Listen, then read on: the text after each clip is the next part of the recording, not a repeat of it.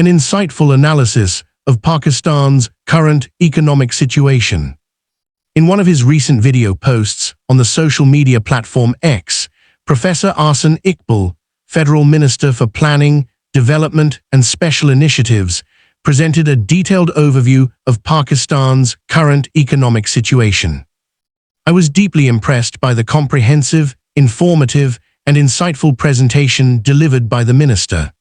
There is little doubt that when the incumbent government, of which Professor Iqbal is a prominent member, assumed office, Pakistan was grappling with an unprecedented economic crisis and was perilously close to sovereign default. His analysis effectively highlighted both the challenges inherited by the government and the measures undertaken to steer the country toward economic stability.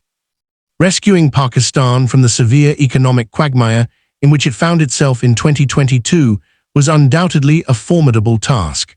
Had it not been for the tireless and determined efforts of the present government, led by Prime Minister Shehbaz Sharif, and strongly supported by Field Marshal Asim Munir, the country could well have witnessed one of the most devastating economic collapses in its history.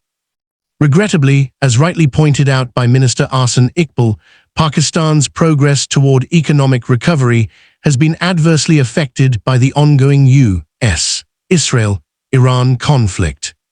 The disruptions in the Strait of Hormuz and the resulting uncertainty in global energy markets have sent shockwaves through economies around the world.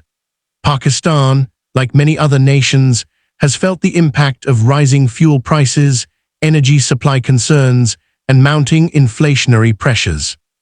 With the parties involved in the conflict continuing to remain at odds, immediate relief from this distressing situation appears elusive. This has become a source of growing concern, particularly for developing and economically vulnerable nations.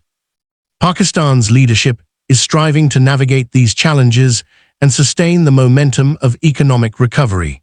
Whether these efforts ultimately succeed will depend not only on prudent economic management, but also on the success of diplomatic initiatives aimed at promoting dialogue and securing a peaceful resolution to the conflict.